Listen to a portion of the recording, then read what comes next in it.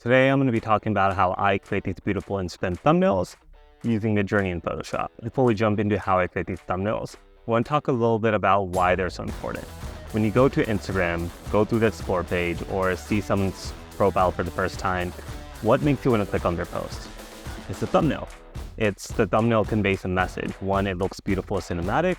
Two, it has text on it to tell people or the viewers what this post is about. Now that we understand the power of thumbnails, let's get into how you could use Midjourney and Photoshop to create your own. So first up is Midjourney. Midjourney is an AI-powered platform that allows you to create creative images to create these thumbnails. So let's hop into that and I'm going to show you my process of how I use these prompts and create these beautiful thumbnails. If you guys don't know how to get set up with Midjourney, just go to midjourney.com. There is a free trial to get set up.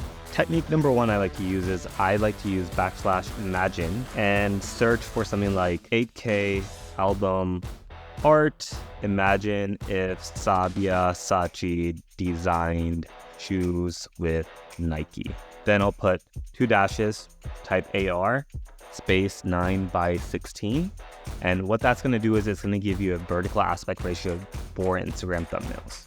So Midjourney is going to take this prompt and start rendering it through its backend system. So as you could see, it delivered me 4 images. What you could do if you don't like these specifically, you could take one of these images and tell Midjourney to render 4 different options for you. And the way you would do that is hit V1 through 4. The order is 1, 2, 3, 4. However, I do like the first image, so I'm going to hit U1. So we're going to take this image, pop it into Photoshop, and show you how to design the text elements to it. Technique number 2 I like to use is I like to use blend mode in Midjourney. So you hit /blend, and I like to take a screenshot of a video that I worked on and blend it with an AI image. So I'll take this image of this watch commercial I did, and then I'll go into my folder where I have all these images I created with Midjourney, and find a aesthetic that I like. So I'll go ahead and take one of these flower images and blend these two together. So normally I don't like the images gives me right off the bat, so I refine it by downloading one of these images, creating my own server, and uploading it here. So when you do that, what you could do is you could copy the link, go back to Midjourney, hit /imagine, and then paste the link and start adding in prompts to fine tune it. Now with our artwork designed in Midjourney, let's hop into Photoshop and add the text to draw people into the thumbnail. Okay guys, with Photoshop open, go ahead and drag in your image.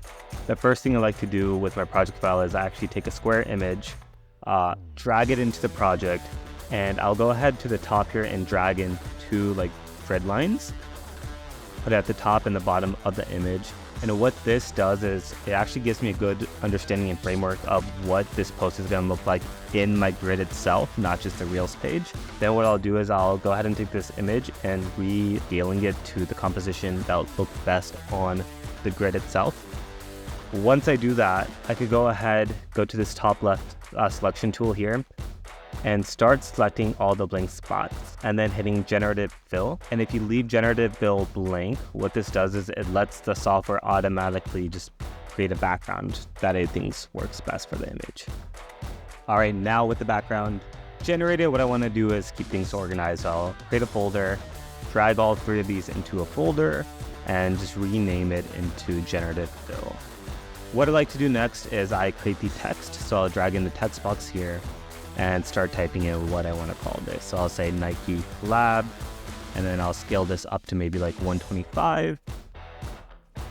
And next I'm going to go ahead and select this colored selection tool here. And the reason I do this is I get to sample colors from the physical image. That way I'm staying within the color palette of the image. Now next thing I want to do is select the background, click select subject, hit Command J, and take the copy of the shoe and drag it to the top. The reason I do this is it gives me a little bit more depth in the image, so I could drag the text behind it. So with that done, I actually like to add a line as well. So I'll add a rectangle tool, draw this out, and kind of like position all of the stuff where I want it exactly. All right, once everything's aligned how I want it, I'll double click the text layer here and select bevel and emboss. What this does is actually makes the text look a little bit 3D, so it's more dynamic. And I just changed the depth slider here to get exactly the look I'm looking for.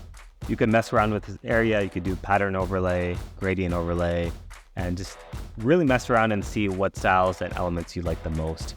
For the sake of this tutorial, I'm just gonna do bevel and emboss and leave it at that. Then I'm gonna do the same exact thing, go to the rectangle, double click, select bevel and emboss. And there you guys have it, a beautiful Instagram thumbnail reel. All you have to do is go to this file, export, and export as PNG.